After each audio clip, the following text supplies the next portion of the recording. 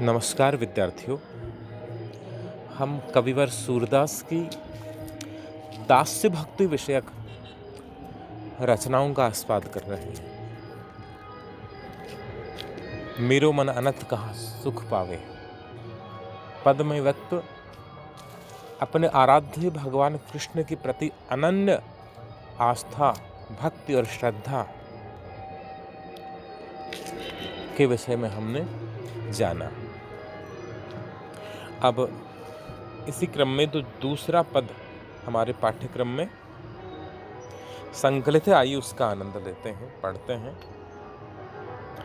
अविगत गति कत कछु कहत न आवे, ज्यों गूंगे मीठे फल को रस अंतर्गत ही भावे। सूरदास निर्गुण ब्रह्म के स्वरूप का निरूपण कर रहे हैं। ब्रह्म मतलब परमात्मा, ईश्वर। ईश्वर के दो स्वरूपों की स्वीकृति भारतीय चिंताधारा में स्वीकृत है। ईश्वर मूल रूप से निराकार, निर्गुण, निरपेक्ष, रंगहीन, रूपहीन, अव्यक्त है, अजन्मा है, अनंत है, अनादि है। उसका कोई रंग नहीं, उसका कोई रूप नहीं, उसका कोई आकार नहीं, कोई प्रकार नहीं। उसे शून्य के रूप में, उसे प्रकाश रूप में व्याख्यायित किया है हमारी चिंतन परंपरा ने। वेद में उसे सब प्रकार से अभिव्यक्त करने का प्रयास करने के बाद में भी नेति नेति कहा गया है कि वह इतना ही नहीं है, जो हमने कह दिया वह नहीं है, वह उससे कुछ परे है। कबीर जिसे कहते हैं कि पुह पुह वासते पातरा, ऐसा तत्व अनूप। कि फूल की खुशबू हम देख नहीं सकते, केवल अनुभव कर सकते हैं, लेकिन परमात्मा यानी जो परम तत्व है वह तो उससे भी अधिक सूक्ष्म है। यह ईश्वर का निर्गुण स्वरूप है। उस निर्गुण स्वरूप के बाद में उसी ईश्वर का भारत में, भारतीय चिंतन में, भारतीयता में सगुण स्वरूप भी स्वीकृत किया गया कि वही जो ब्रह्म है, वह जो परमात्मा है, वह निर्गुण निराकार जो भगवान है, वह सगुण साकार रूप लेता है। जब उसके भीतर कामना उत्पन्न होती है, एको अहम बहुश्याम, एक हूँ और एक से अनेक हो, ये कामना जब उसके भीतर जागृत होती है स्वप्रेरणा से, तब वह अपने आप को साकार रूप में प्रकट करता है और तब ये संसार सृजित होता है। तब सारा ये जो देव समुदाय और जो त्रिदेव हैं या त्रिदेवियाँ हैं, इन सब की अवधारणा विकसित होती है। मध्यकाल में हमारे जो संत समुदाय था, निर्गुण पंक्ति भक्त थे, उनका पूरा जोर रहा, विशेष करके महात्मा कबीर का, कि सगुण का खंडन किया जाए और निर्गुण का मंडन किया जाए। ईश्वर निराकार है, ये बात सिद्ध की जाए, और ईश्वर साकार नहीं है, इस बात को गलत साबित किया जाए। इसके लिए कबीर रचनावली में बहुत सारी रचनाएं मिलती हैं। दशरथ सुत तेहु लोक बखाना, राम नाम का मर्म है आना। दशरथ सुत से भिन्न है कबीर के राम। कबीर कहते हैं कि ना दशरथ घर ओतरी आवा, ना जसुदे ने गोद खिलावा।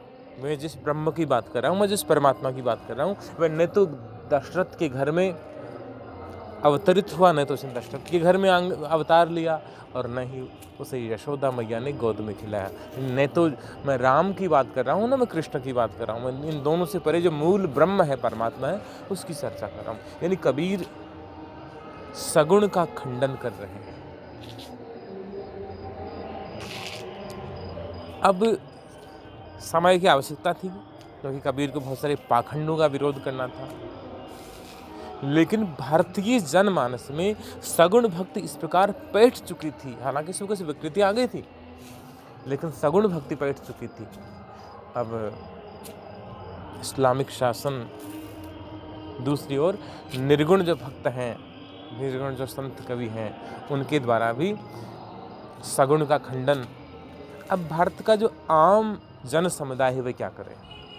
उसके हृदय में ईश्वर की जो छवि है वह तो अलग प्रकार की थी। वह बहुदेववादी रहा है, वह प्रकृति पूजक रहा है, वह नदी को माँ मानने वाला रहा है, वह धरती को माँ मान के पूजने वाला रहा है, वह पेड़ को पूजने वाला रहा है, वह पशु पक्षियों आदि की पूजा कर लेता है।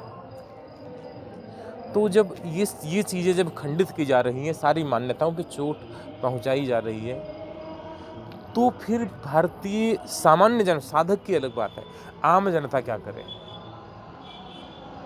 मुश्किल काम था। ये काम अपने अपने ढंग से सूरदास और कबीर करते हैं, ये सूरदास और तुलसीदास करते हैं, सगुण भक्त कवि करते हैं। हालांकि वे निर्गुण का पूरी तरह खंडन नहीं करते, निर्गुण का अस्तित्व नहीं है, वे ऐसा नहीं करते जैसा निर्गुण या साधक करते हैं कि भी सगुण है वो होता ही नहीं,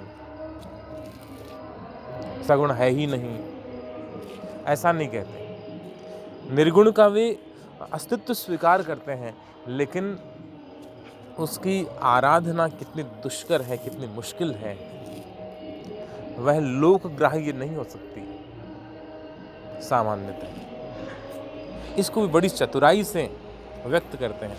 और एक सूरदास के विषय में एक लोकप्रिय धारणा है कि सूरदास हैं वे भक्त बड़े हो सकते हैं, वे बड़े गायक हो सकते हैं, कृष्ण भक्त भी बड़े हो सकते हैं, लेकिन वे विचारक बड़े नहीं हैं, वे बड़े तार्किक नहीं हैं, बड़े चिंतक नहीं हैं। ऐसी एक लोकप्रिय सी धारणा है, जबकि ये धारणा पूरी तरह मिथ्या है, गलत है। सूरदास में अद्भुत तार्किकता है। तर्क का जितना बड़ा आधार सूरदास लेकर चलते हैं, शायद जो निर्गुणीय संत थे वे भी नहीं लेके चले होंगे। जो उन्होंने तर्कों के आधार पर सगुण का इस तरह खंडन इतना ज़्यादा नहीं किया है जितना सूरदास का पूरा जो भ्रमर गीत है वह प्राकारांतर में निर्गुण के खंडन और सगुण के मंडन का काव्य है।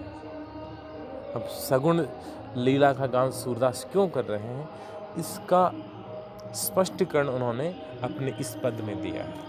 पहले वे निर्गुण भक्त, जो निर्गुण का जो स्वरूप है उसके बारे में बात रखते हैं, और फिर वे सगुण के उपासक क्यों हैं इसका कारण बताते हैं। आइए पढ़ते हैं।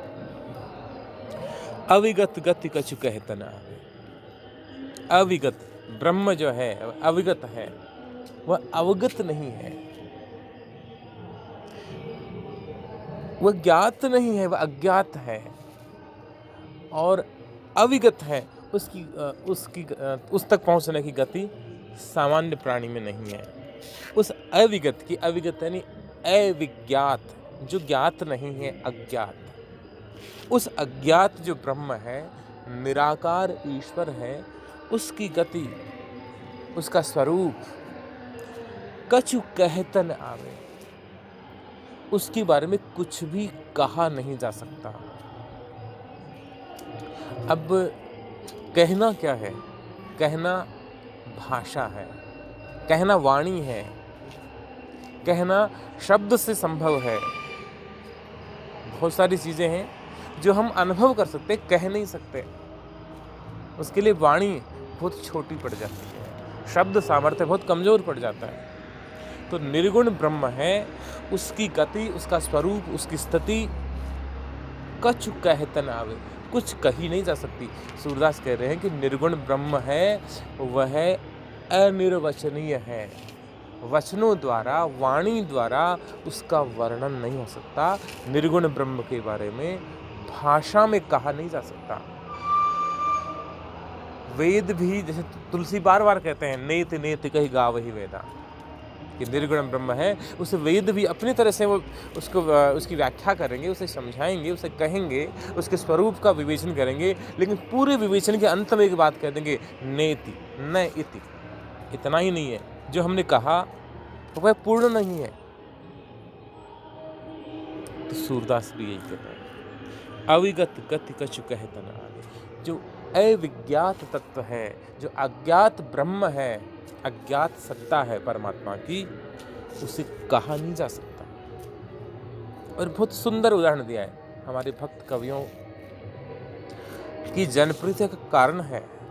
अपनी बात रखते हैं और जनता की भाषा में समझाते हैं। वे सगुण के उपासक क्यों हैं, निर्गुण की उपासना उन्होंने क्यों नहीं चुनी? क्योंकि जो निर्गुण ब्रह्म है वह अविज्ञात है, अज्ञात है, अनिर्वचनीय है, उसके बारे में कुछ कहा नहीं जा सकता। और उदाहरण क्या दिया? जो गूंगे मीठे फल को रस अंतर्गत ही भावे। कोई गूंगा व्यक्ति है जो बोल नहीं सकता, उसको कोई मधुर फल दे दिया जाए, कोई मीठा फल दे दिया जाए, तो उस मीठे फल का स्वाद वह लेगा।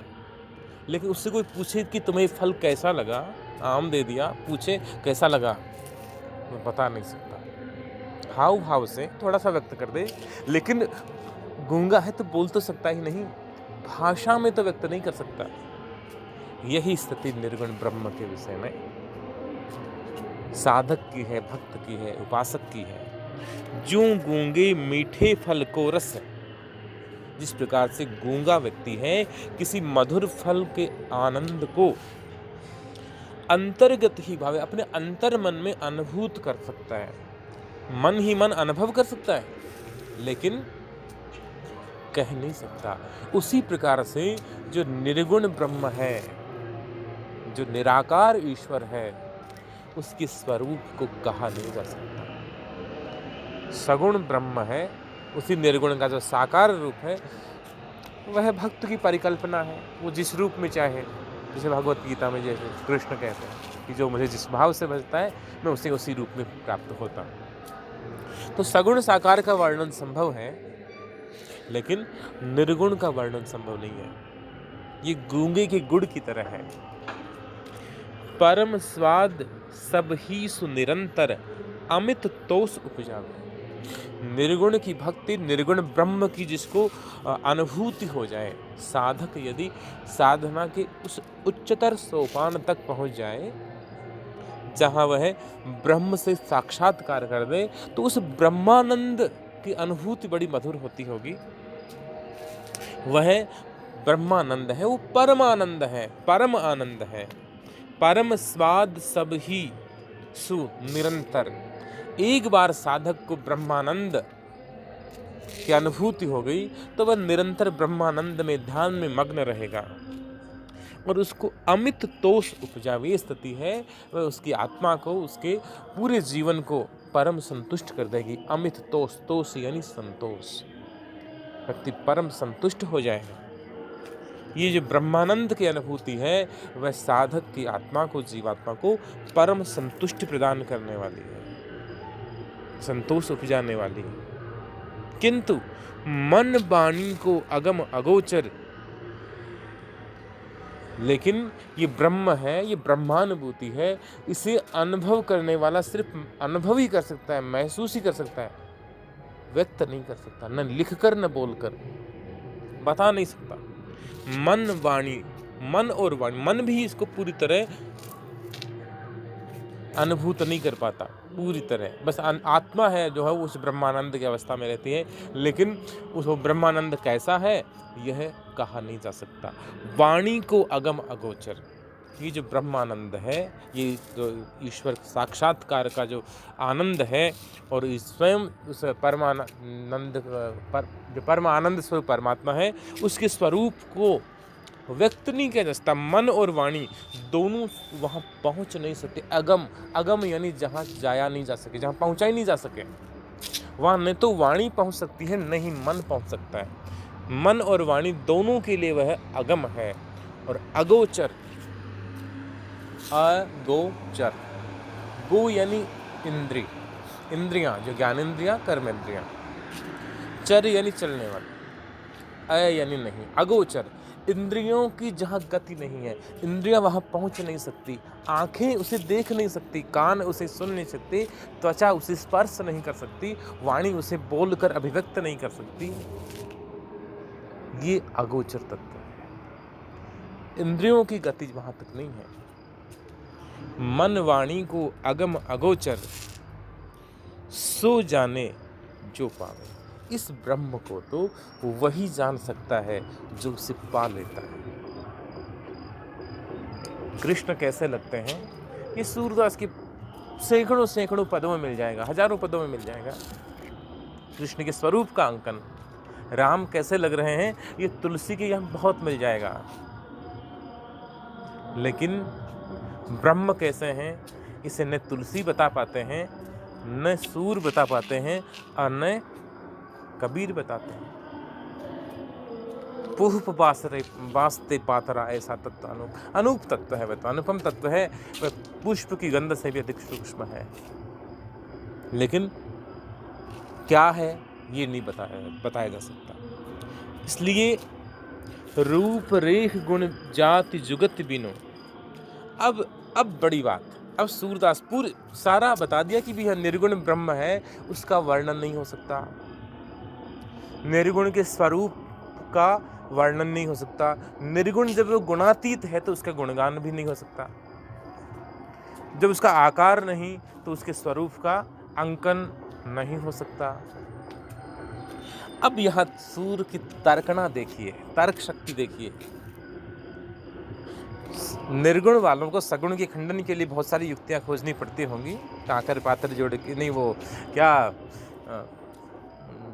पाहन पूजे हरि मिले तो मैं पूजो पहाड़, ताते तो चाकी भली पीस खाए संसार। तर्क दिया कबीरदास जी ने कि क्या मिलता है पत्थर पूजने से। अगर पत्थर पूजने से भगवान मिल जाए तो पहाड़ को ही पूज लूँगा जाके, उससे तो चक्की ठीक है कि कम से कम उसको भोजन, वो जो अनाज है उसको दल करके पीस करके वो खाने योग्य बना देती है। तर्क दिया। अब सूरदास की तर्कना देखिए। सगुण का खंडन करना आसान था, लेकिन निर्गुण का खंडन कैसे किया जाए। निर्गुण का खंडन नहीं कर रहे, लेकिन निर्गुण भक्ति हो ही नहीं सकती, कितनी दुर्गम है। इसका क्या तर्क देते हैं। रूप रेख गुण जाति जुगत बिनु।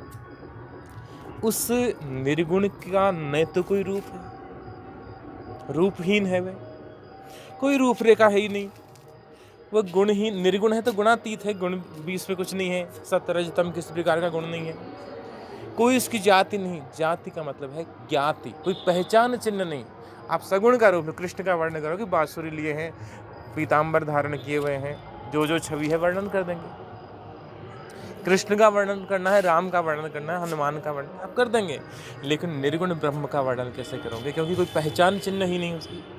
जब रूप नहीं, जब रेखा नहीं, जब गुण नहीं, जब जाति नहीं, और उसे पहचानने की, उसे कहने की कोई जुगति, कोई उपाय ही नहीं है, युक्ति ही नहीं है, जब उसका कोई स्वरूप तय नहीं हो सकता, तो फिर सूरदास पूछ रहे कि मुझे जवाब दीजिए कि जब उसका स्वरूप तय नहीं, जब उसकी रूप रेखा रंग रूप कुछ भी नहीं है, तो उसका ध्यान कैसे करोगे।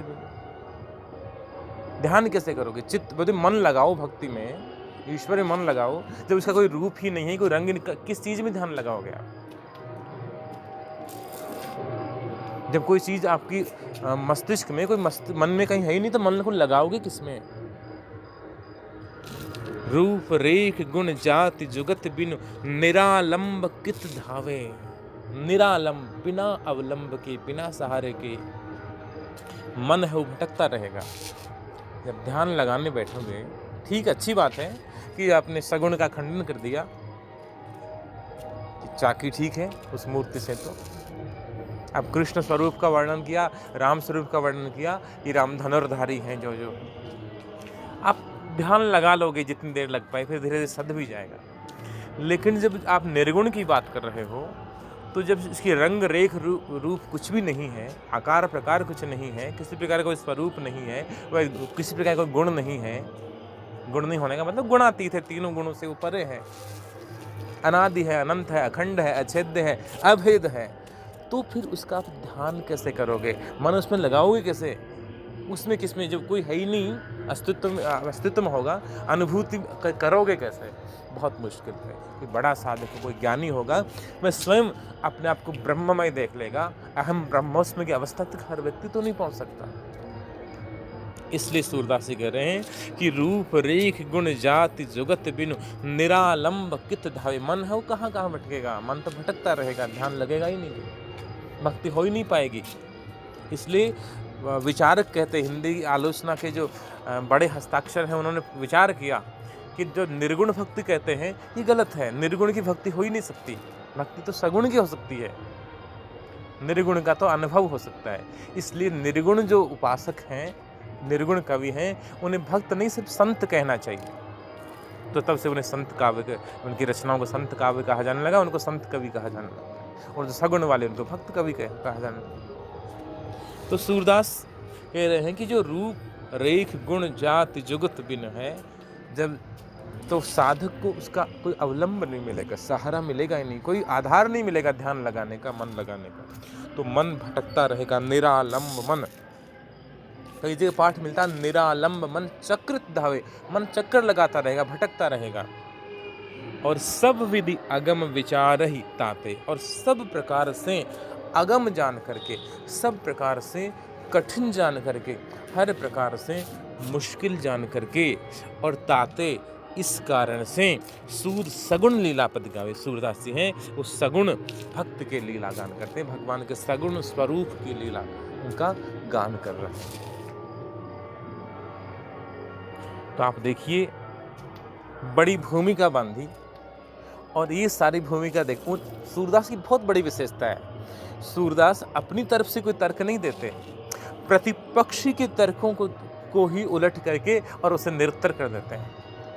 हिंदी में दूसरा कोई कवि ऐसा हुआ ही नहीं होगा। आप चाहे भ्रमर गीत पढ़े, आप जैसे कबीर काटेंगे तो अलग ढंग से काटेंगे अपने विरोधी विचार को। सूरदास जी हैं उन्हीं भूमिका, आप पूरा भ्रमर गीत पढ़ेंगे, उद्धव जो बात कर रहे हैं, गोपियाँ उन्हीं तर्कों पे उन्हें निरुत्तर कर देती हैं। इस पद में भी पहले भूमिका बांधी कि हाँ निर्गुण ये इस प्रकार से है, वह अनिर्वचनीय है, गूंगे के गुड़ की तरह है।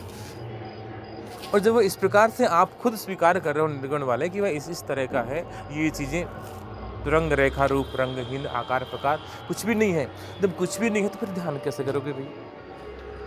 तो एकदम से निरुत्तर कर देते हैं। ये कौशल सिर्फ सूरदास जानते हैं।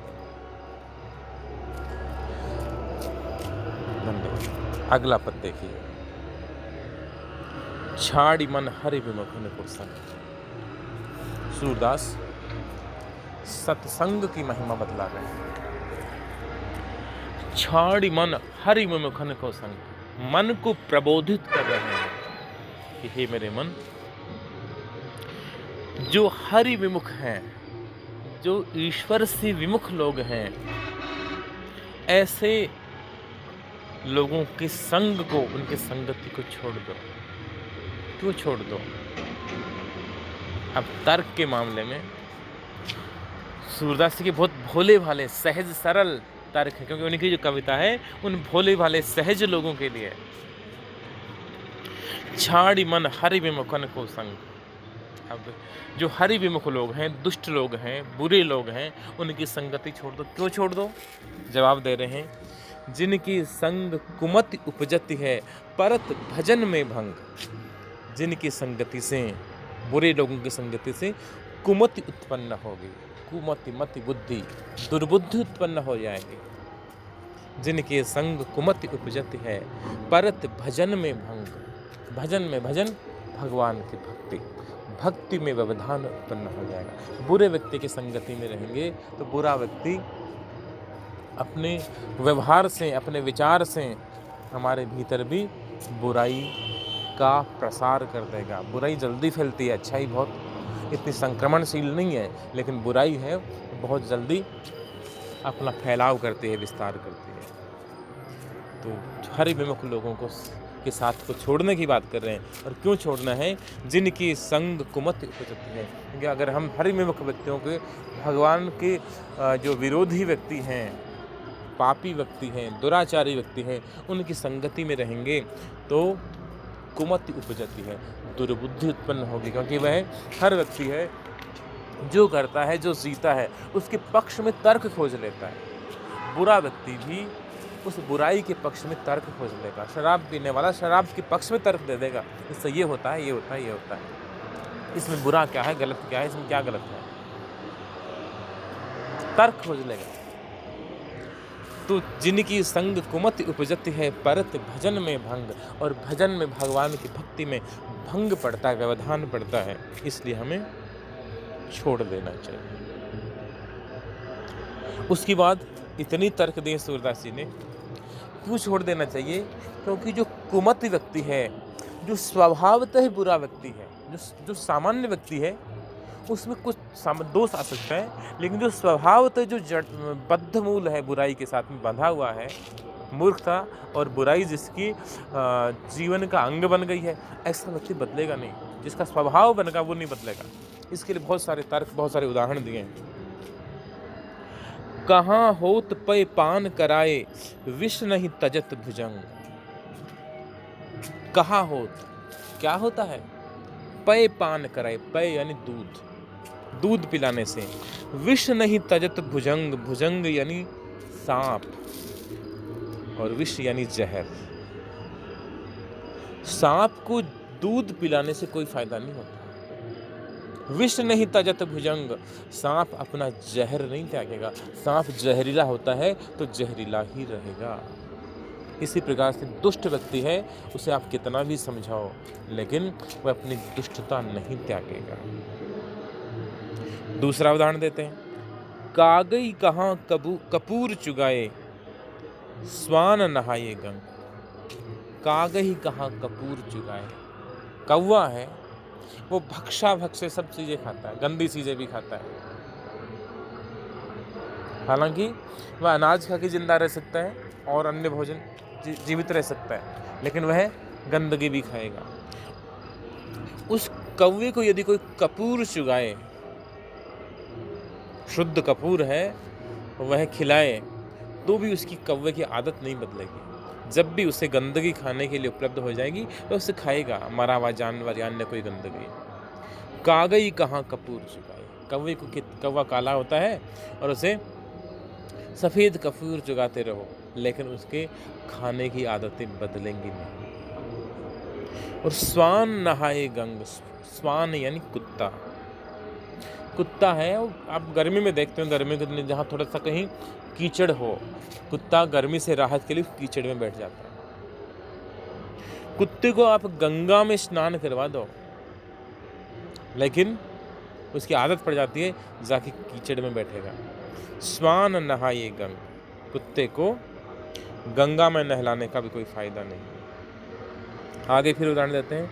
खर को कहाँ अरगजा लेपन, खर यानी गधा, और अरगजा एक सुगंधित पदार्थ होता है जिसका लेप प्राचीन काल में भारत में सौंदर्य उत्पाद के रूप में किया जाता था। तो खर को कहाँ अरगजा लेपन, गधा है, उसको आप जो अरगजा का पाउडर है उसके शरीर पे मलो, उससे कोई फर्क नहीं पड़ेगा, वह मिट्टी में जाके लौटेगा, वह राख में जाके लौटेगा। खर को कहाँ अरगजा, उसका स्वभाव नहीं बदलेगा। और मरकट भूषण अंग, मरकट शब्द का अर्थ है वानर, बंदर, भूषण यानी आभूषण। अब बंदर को आभूषण पहना दोगे तो बंदर सारे आभूषण तोड़ तोड़ के फेंक देगा, क्योंकि वो उनका महत्व नहीं जानता, उनका मूल्य नहीं जानता। उसी प्रकार से दुष्ट व्यक्ति अपना स्वभाव नहीं छोड़ेगा। गज को कहाँ अनभाए सरिता, गज यानी हाथी। अब हाथी को अनभाई यानी नहलाना, सरिता नदी। अब हाथी को नदी में जाके चाहे जितना नहला दो। अब हाथी जब जल क्रीड़ा करता है, जल में बहुत देर तक खड़ा रहेगा, उसके बाद वह क्या करता है? जल में खड़ा रहने के बाद में, नहाने के बाद में, वह कीचड़ है वो सूंड में भरता है, और फिर सूंड को ऊपर करके और फिर वो कीचड़ है वो अपने शरीर पे वापस डाल लेता है नहाने के बाद। तो सूरदास वही उदाहरण दे रहे हैं। गज को कहाँ अनभाए सरिता, सरिता नदी, हाथी को नदी में नहलाने से भी कोई लाभ नहीं है। बहुर धरे खेह छंग, खेह यानी बहुर धरे खेह छंग, फिर से वह छंग को, कीचड़ को, मिट्टी को, धूल को अपने ऊपर डाल लेगा। और पाहन पतित बान नहीं बेदत, रीतो करत निसंग। इसी प्रकार से कोई व्यक्ति यदि बुरे व्यक्ति को, पापी व्यक्ति को समझाने का प्रयास करे तो उसके प्रयास सफल नहीं होगा। कैसे? पाहन पतित बाण नहीं बेंदत। बाण यानी बाण, कोई पत्थर पे बाण मारे बार बार तो बाण व्यर्थ जाएंगे, बेकार जाएंगे। पाहन पतित, पत्थर पे मारे हुए जो बाण हैं, पत्थर पे गिरे हुए बाण हैं, ये पत्थर को बेंद थोड़े ही देंगे। रीतो करत निसंग, निसंग यानी तर्कस। हमारा तर्कस भले ही खाली हो जाए लेकिन पत्थर पे प्रभाव नहीं पड़ेगा बाणों का। पहाड़ पे आप बाण मारते रहो, पहाड़ बाणों से कट जाए ऐसा संभव नहीं है, पहाड़ हट जाए ऐसा संभव नहीं है, पहाड़ बदल जाए ऐसा संभव नहीं है। इसी प्रकार से जो हरि विमुख व्यक्ति हैं, स्वभावतः दुष्ट व्यक्ति हैं, बुरे व्यक्ति हैं, वे नहीं बदलेंगे, अपनी दुष्टता नहीं त्यागेंगे। और अंत में सूरदास एक बहुत महत्वपूर्ण उदाहरण देते हैं। मैंने बताया कि हमारे जो भक्ति काल के तमाम कवि हैं, चाहे वो कबीर हो, तुलसी हो, सूर हो, मीरा हो, वे जितने उदाहरण उठाते हैं वे लोक जीवन से उठाते हैं। आप ये कौवे को कपूर चुगाने वाली बात हो, सांप को दूध पिलाने वाली बात हो, कुत्ते को उसमें गंगा नहलाने वाली बात हो, हाथी को नदी में ये सारे लोक जीवन के उदाहरण, लोगों के जाने पहचाने उदाहरण हैं। अंत में एक इसी प्रकार का एक महत्वपूर्ण उदाहरण देते हैं सूरदास कि दुष्ट व्यक्ति अपनी दुष्टता नहीं छोड़ते। और उसका एक बहुत सटीक उदाहरण सूरदास दे रहे हैं। सूरदास खल कारी कामरी। सूरदास जी कह रहे हैं खल, खल यानी दुष्ट, दुष्ट व्यक्ति हैं। कारी यानी काली, कामरी यानी कंबल। दुष्ट व्यक्ति हैं वो काली कंबल की तरह हैं।